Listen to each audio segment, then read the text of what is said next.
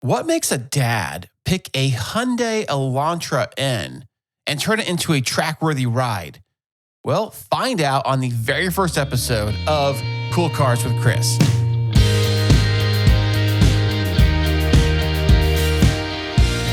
Hey, what's happening? How are you doing today?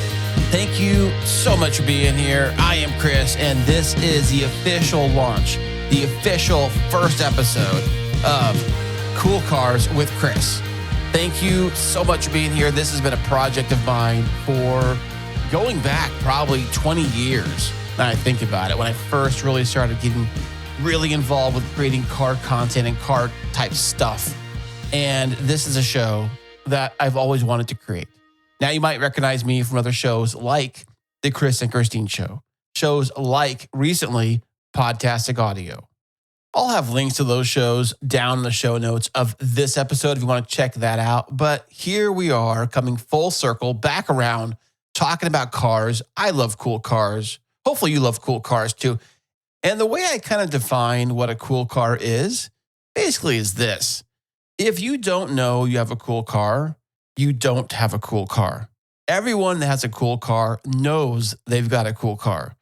I used to have a Nissan 370Z. I love that car. I did some upgrades to that car. I love that car. And I remember that I would drive it down the road and people would like shout out, cool car, cool car. Or the kids in the neighborhood would say things like, that's a really cool car. Love your car. It's so cool. Everybody loved that thing. And so I know what it feels like firsthand to have a really, really cool car that you want to showcase, you want to share. You want people to be like, wow, that is a super cool car. I really dig it.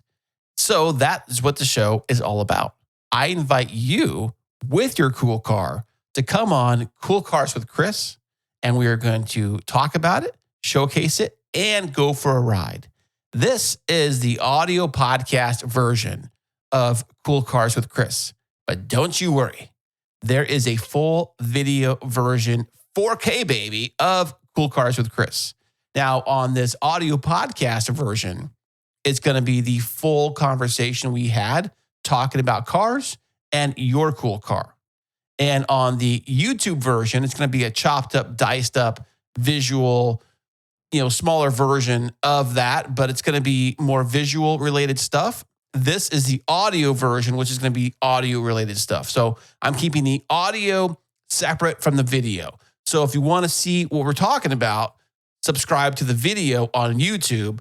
And if you want to stay right here and listen to the fun conversations, stay right here. But hey, why not both, right? So kicking us off with the very first episode of Cool Cars with Chris, I'm joined by Courage and Courage Hyundai Elantra N.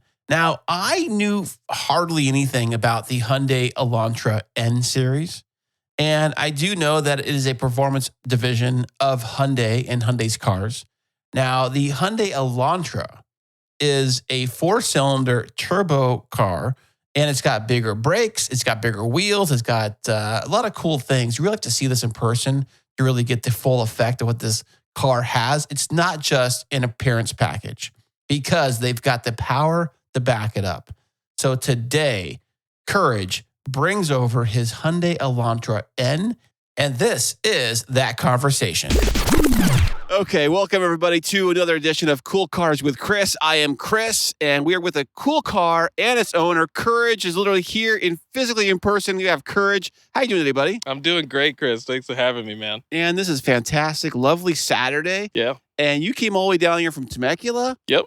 Wow. What is the drive like, by the way, these days? Is it a lot of traffic? Not on Saturdays, luckily. It's a pretty straight shoot. And I actually stopped off at Rancho Santa Fe Cars and Coffee locally out here, too. So nice little morning there. But no, I had no complaints traffic-wise. Nice. So take me back to what made you want to buy this car in the first place. This is a Hyundai Elantra N-Series. Yep. And you first rented on Turo, you first rented a car. What kind of car did you rent, and what made you want to buy this car? Yeah, no. So I started, every time I rent on Turo, I try to find something interesting, and I was actually going to rent a Golf R before. That was the first choice, and the guy 2 days beforehand told me that he sold the car, and so I was like, oh well, do you have anything else? And told me he had a 328i, and I was like, well, I've driven those before. I wanted to try something else. So scouring Turo, ended up finding a black DCT transmission. They had the sunroof. They're the only real difference, sunroof and automatic transmission. And absolutely loved that car. I drove it up through Lake Tahoe, through some curvy back roads. Obviously on the highway, I was impressed by the power, and I fell in love with it. It was just a total package. I have two little ones, so I needed something that was practical, and this was super practical yet still fun. And so I pulled the trigger probably 2 or 3 months after and said, like, this is the car that I want to be the fun car / still do the dad duties at the end of the day. Right, that's the thing too, is like a lot of these sports cars, because I've owned sports cars, and a lot of them don't have like back seats. Yeah. Well, some do, but so have you taken this on many road trips, this car? Oh yeah. So the most recent one was actually Monterey Car Week. Went there in August and literally stuffed 4 people's worth of stuff in the back trunk. Some my kids are young enough where I can still put stuff in the footwells and things like that. Okay, so okay. We did utilize that. I used the rear kind of shelf in the back too. It did it. No issues at all. We fit everything we needed. Everybody was comfortable, and I would do it again. We're actually planning to do it again next year too. Nice. Yeah, I love cars, and I've always had cool cars. I love cars. Can I tell you a little story about I've owned a Hyundai once too, but it's funny because the Hyundai I had was my sister had picked this car up for literally like $200. It was like a 97 Hyundai with a dent in the door, base model. I think it was the small version, maybe the Elantra. Or was it, no, Accent. Oh, yeah, I remember it was those. the Accent. Yeah. And we had that thing, and I needed to borrow a car for a little while because I just needed a car for work or whatever. Yeah. And I drove the thing for like almost a year. It burned through oil. Yeah. It smoked. It is a 5-speed, had no like air conditioning or anything. It had like 13-inch wheels. Yeah. It was squirrely on the road, especially in the rain. That is cool that it was a 5-speed, though. Yeah, it was a 5-speed. It didn't have a tack, though. It just had like... Really? I'm sorry, this thing was as a base gets. Yeah. And she bought it for like $200. And I remember I took a thing into the whatever cheapest oil change place I could find. Uh-huh. I took it in there, and I said, hey, just give me the basic cheap oil change on the thing. It's a $200 car. Yeah. And the guy's like, well, it needs this, you need that. I said, dude, just change the freaking oil because it's a $200 car. Like, I didn't tell him it was a $200 car. But it's basically all I had. I drove everything for like a year. She ended up selling it to like a friend of hers for like $200. Yeah, yeah. But it ran. I just changed the oil and it ran for like a year. So I guess, how reliable are Hyundais? Have you had any issues with yours at all? It's probably a fairly new car, but it's a great question. I get it a lot because of kind of the rep that Kia and Hyundai have had over the last couple decades. I haven't had any issues that weren't self-imposed. I'll just put it that way. What do you mean by self-imposed? So there were a couple of things in modding this car, which I told myself I wasn't going to mod the car when I first bought it, that it was exactly how I needed it, and I wasn't going to do anything. 2 years into that, I ended up modding the car. The first few things I did were the intake, and then I ultimately ended up going with the JB4 tune, which is basically a piggyback tune. And so you got this car tuned in California? How did you pull that off? Let's just say that it flies under the radar enough that I haven't had an issue with it yet. So well, it's fairly new, so I don't think you have to worry about getting it smogged anytime soon. Yeah. But when you do come up to smog, what are you going to do? So this the big thing about the piggyback tune, it gets a lot of kind of back and forth of should you do it, should you not? It's actually plug and play. So it's a box inside under the hood that literally is kind of feeding information in through the ECU, and I can literally unplug it, and there's no trace of it at all. So, do you notice when you do unplug did you notice the tune at all in the first place? Did you notice a difference in power? Oh yeah. So what does this come with stock out the door? If you were to buy a car today, what do you get like horsepower wise? So it's interesting with this car. There's kind of 2 modes. Base, like with non-octane learn is what they kind of call it. You're putting down about 240 to the wheels. It's rated at 260. Or 276 horsepower. Wow, yeah. Stock's a lot. Yeah. And so without octane learning, you're about 240 horsepower. With it octane learn, and I've actually had some videos where I posted results on this, I put down 271 to the wheels. You've actually dynoed this? And I've actually had it dynoed, correct. Wow. Yeah. Mm-hmm. And so with the tune, I would definitely say, and because I have different maps on the tune, with the highest map that I go to currently, I'm definitely closer to 280 or 290 to the wheels now. At the wheels? Yeah. And what size engine is this? Because this is not a very big motor. I mean, I saw the thing firsthand. It's a tiny yes, little sir. engine. It's a tiny. I know you post on your Instagram some different reels and in feeds. It's definitely the size of a liter of a milk jug. Oh yeah, it's yeah, a 2 liter. Yeah, 2 liter 4-cylinder, of course, and of course they got. I'm sure it's direct injection, double overhead cam, and all that stuff. Mm-hmm. That's kind of like you it these days now. I mean, my truck is direct injection with fuel injection. Yeah.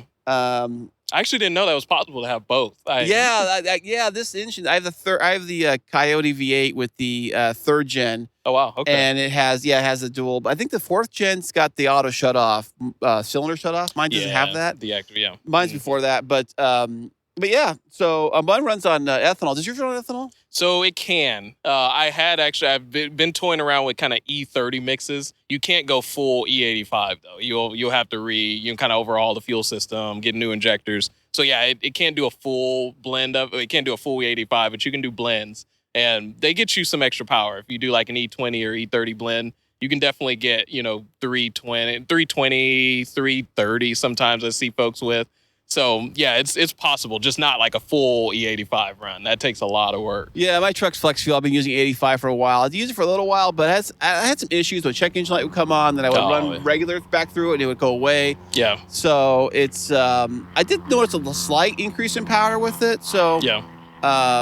It does help, I guess. And they say it cleans it out and that kind of stuff too. But it is much cheaper. I can tell you that much. I know. Yeah. When I see E85 prices, I'm like, man, why can't I run? I realize like you burn through it a lot faster.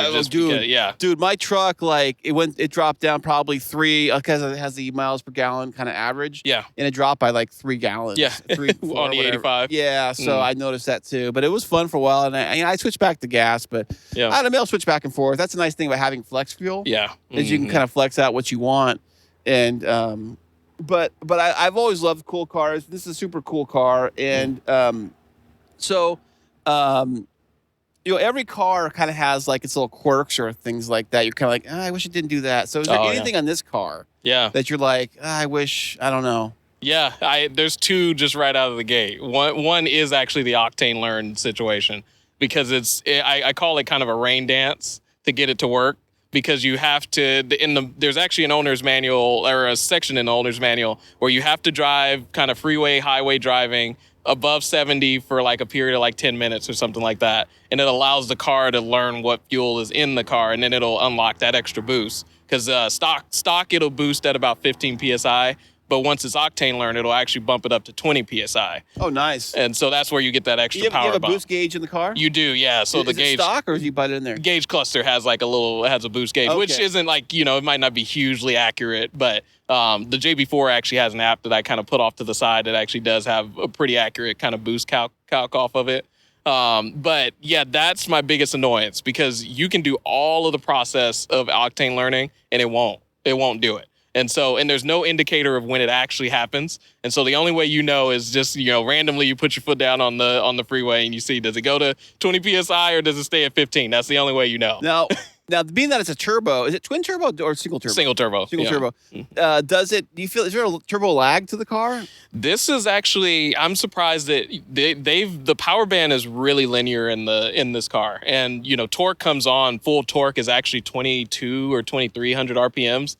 So it comes on pretty quick. Like, it's not really like some of the bigger turbo applications where you do feel that noticeable lag. I can pass people pretty quickly in 6th gear. If I'm at about 25. It is a 6-speed, right? It is a 6-speed, okay, yeah. So I'm not even really needing the downshift unless like you really need to move somewhere. But that's just how well the turbo acclimates to just like once you put your foot down, it spools up pretty quick. Nice. Yeah. These new turbos do that, especially like the EcoBoost Fords. Yeah. They're pretty smooth too. I know I drove an Expedition once with the EcoBoost 3.5, and even though it's a big car, it felt like it was like a small car. It just felt like small, just felt nimble, just the way it zoomed around the freeway, just the way it zoomed between traffic and just cut around and stuff. It just felt so simple to drive. Yeah. That I was like, man, this and I had to pop the hood. I rented the thing. I popped the hood. You had to see like what's going on. What here. is this thing? You know? Yeah. And I kind of felt like it was a. It didn't feel like a V8 because you drive V8s, you kind of can tell it's a V8. It has that grumble, you know. And you kind of can tell it's a V8. Yeah. This didn't feel like a V8. So and it probably didn't sound like it. No, it didn't. It didn't.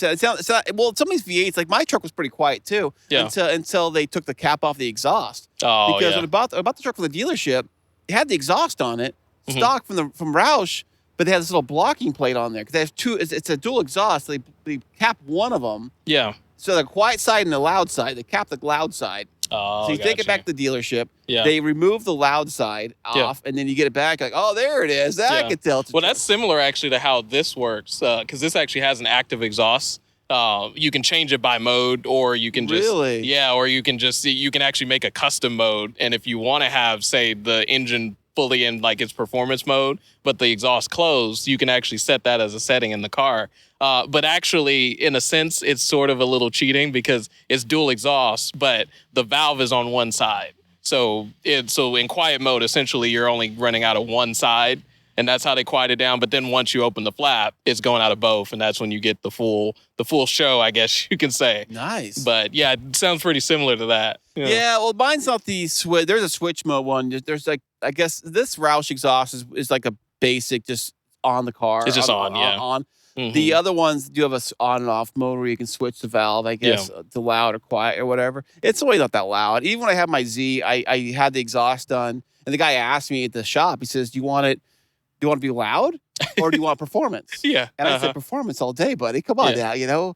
Let's get this thing zoom. Let's go, you know? Yeah. Okay, so I'll design you a full custom exhaust with a cross pipe, X pipe, and, you know, Magnaflow mufflers we got. We'll figure it, map it all out. And I got a killer deal on it now I think about it because I shopped exhaust, like on, like, if you just Google, like, exhaust for Zs, there's places, websites have it. Yeah. And I was looking, and a lot of them were like so expensive. Mm-hmm. Like, literally, the whole thing installed was like half the price that some of these other exhausts were costing just to ship them. Yeah.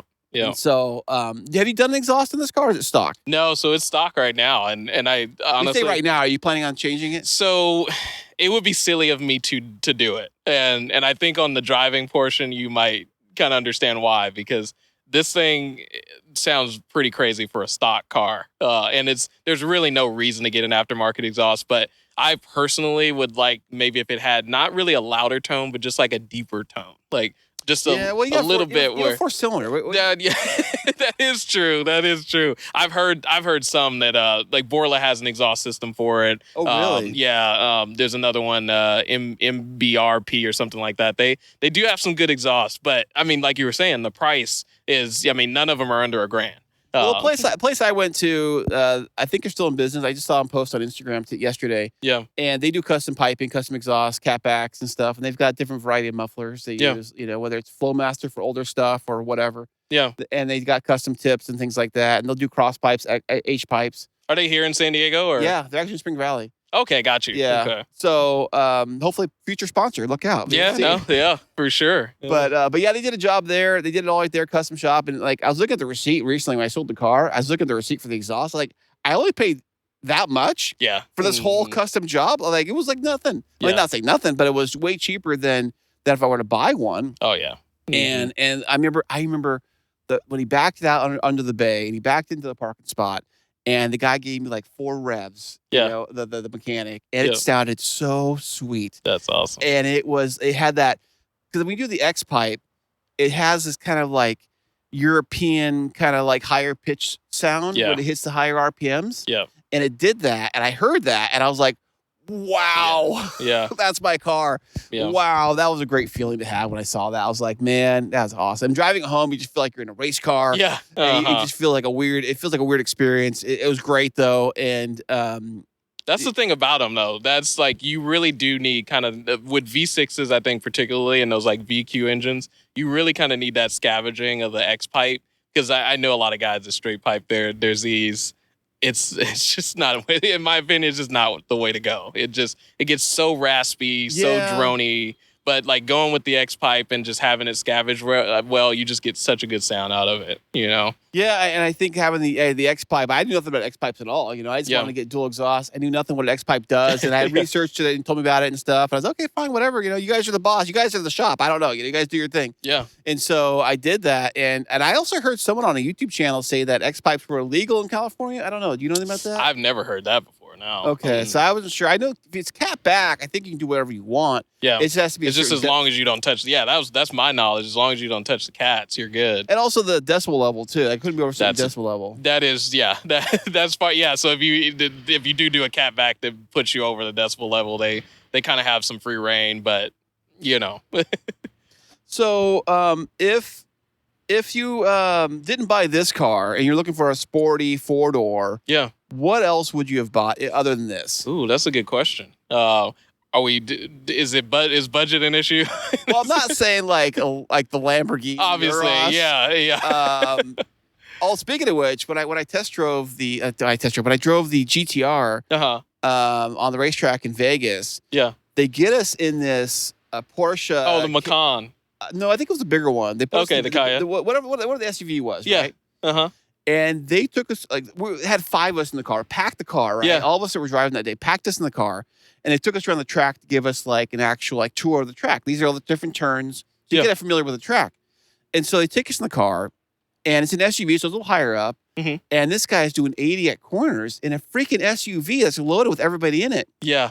And it's like sliding, it's like drifting and hitting the corners and stuff. I'm like, holy crap, I thought we were going to die. I'm really glad you brought that up because I've done that. I've done that before out in Vegas. And I like when we got in the car and he started doing it, I was like, what in the world is going on here? Like, what car did you drive in Vegas? When I went, I did a C8 Corvette. It was the base. And then I did a GT4, the Cayman GT4 right after. Okay. And it was really cool to see kind of how Porsche's been doing this. This is their DNA versus like, Chevy's first attempt at a C8 and making it mid-engine and everything. Oh, right. Well, I was surprised that the actual SUV held to the ground. That was, yeah. Because I've been in SUVs before, and they always say, if you go in any SUV you buy, if you look under the visor, you'll see like the tip over. My truck's got it too. It says, they got the, It says, watch out for turnings because the car will tip over. High center of gravity and all that. And so this thing held the ground and it flew around the corner. So what car would you get? I mean, not saying price is not an option, but say be reasonable. Let's be reasonable here. Let's not get crazy here. What would you get? I'll give you 2. I'll give you one that would be a stretch and one that would, be basically I could do it tomorrow maybe. The one that I would do tomorrow, it would probably have to be, as stereotypical as it kind of is. Actually, no, that was the wrong answer. What I would actually choose is the Acura Integra Type S. The new Integra, huh? Yeah. It's got a stick shift, and it's probably its closest competitor to this, right? Pretty close, yeah. The Type S, that's the one I saw. It's like $70,000, isn't it? With everything all in, like you're probably looking at that, probably like 60 or so. The Type R, the Civic Type R is like, that one's about like out the door, probably 55 or so. Is that all-wheel drive? They aren't. No, neither one. Both front-wheel drive. Is this all-wheel drive? Front-wheel drive as well. So not all-wheel drive? Nope. Mm-mm. Which one had the all-wheel drive? That's the GR Corolla. Okay. Which that's always kind of a question too. That just, and I do kind of like that it's a 3-cylinder. Because I have this weird thing. I'm a musician, and I play piano, and I actually I nerd out to like engine cylinders and how they sound. Telling me, man. I had the exhaust, man. I tried doing some video or later after I got the exhaust out of my car, and I did some stuff and a few things, but that thing sounded great when you got up on it. Yeah, and it wasn't too loud. 'Cause I think some people get their cars done and they just chop off the mufflers and go straight exactly. pipe or whatever. I've heard a lot of Z's that do that. I've heard a lot of Z's, the Tomei exhaust and things like that. Yeah. They just sound super loud. It just kind of takes away the character. Like I do feel like cars do have a certain character about them, and when you just change that too much, it just feels like a different car, But yeah, definitely the Type S. That would, like, if I was going like in the same ballpark of type of car, definitely the Type S. I actually love the Acura MDX Type S too. You've seen it. It's actually the 3-row SUV, but it's the S version, and it has like 355 horsepower, all-wheel drive. You're talking like V6s and things like that. Have you ever thought about going like V8 direction? Man, yeah.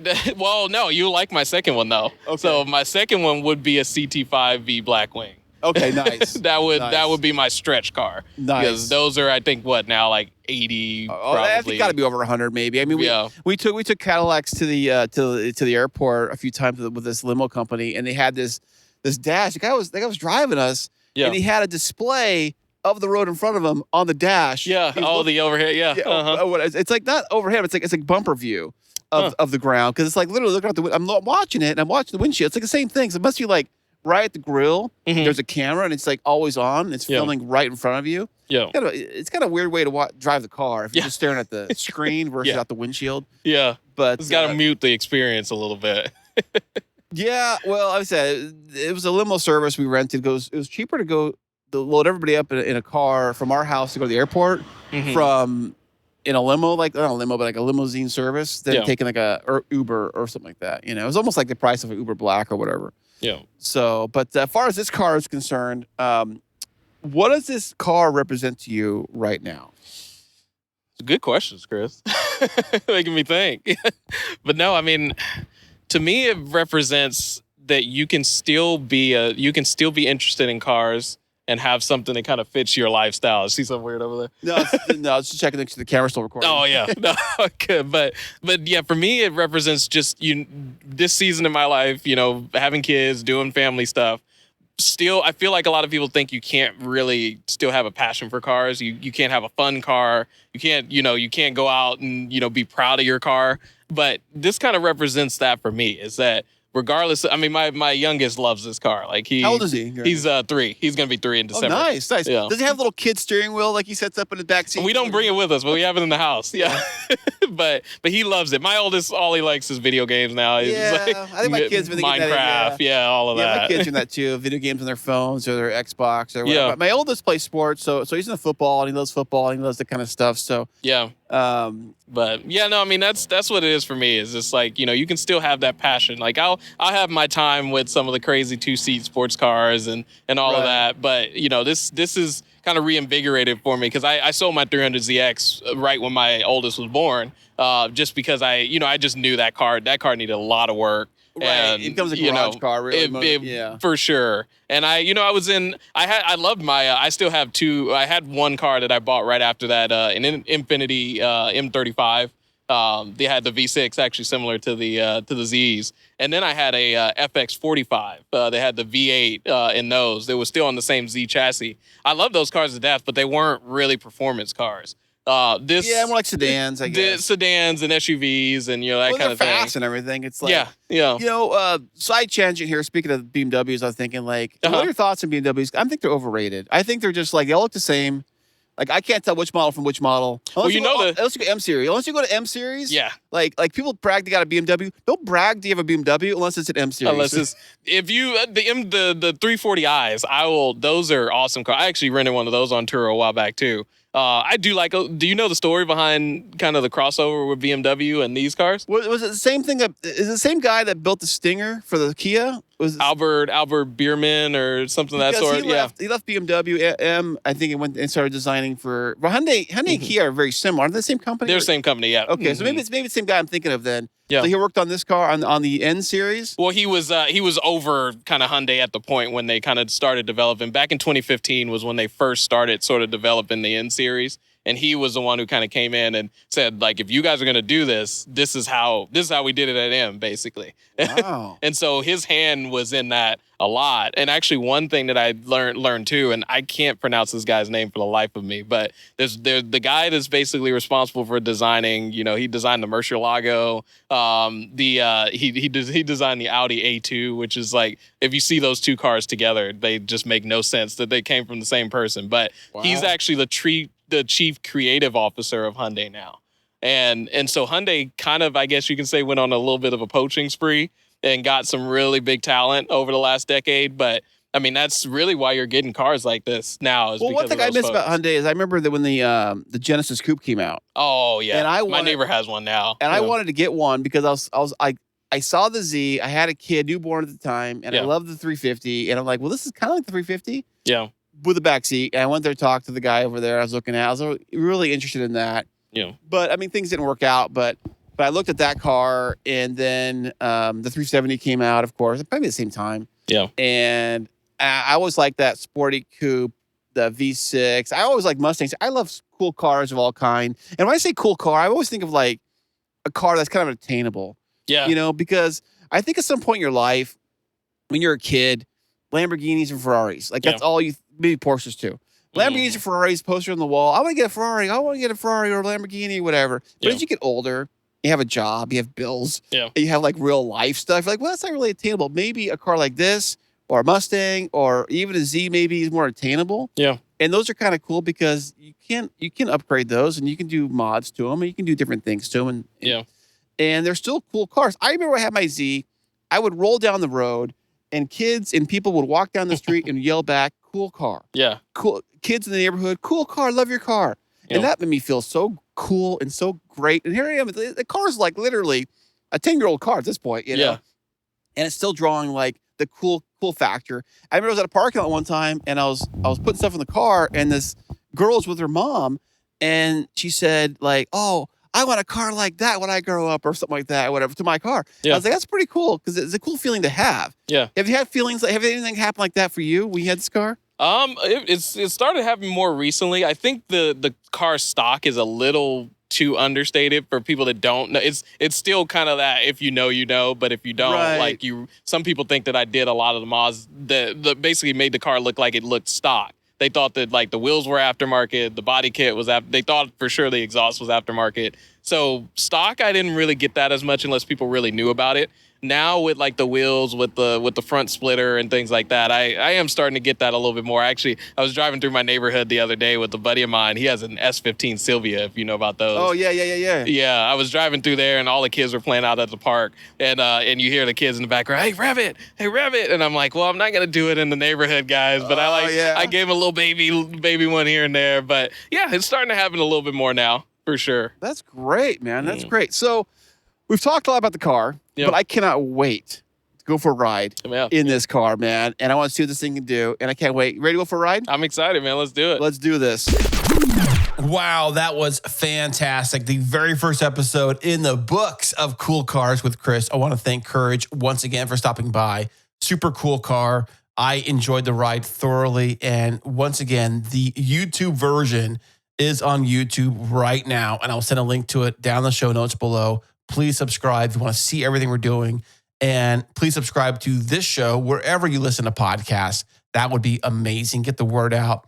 And if you have a cool car and are local to San Diego area, then hit me up. Let's showcase your cool car. That would be amazing. I'd love to meet you. I'd love to go for a ride in your car. That would be great. And until next time, drive safe, stay legal, and don't break it. All right.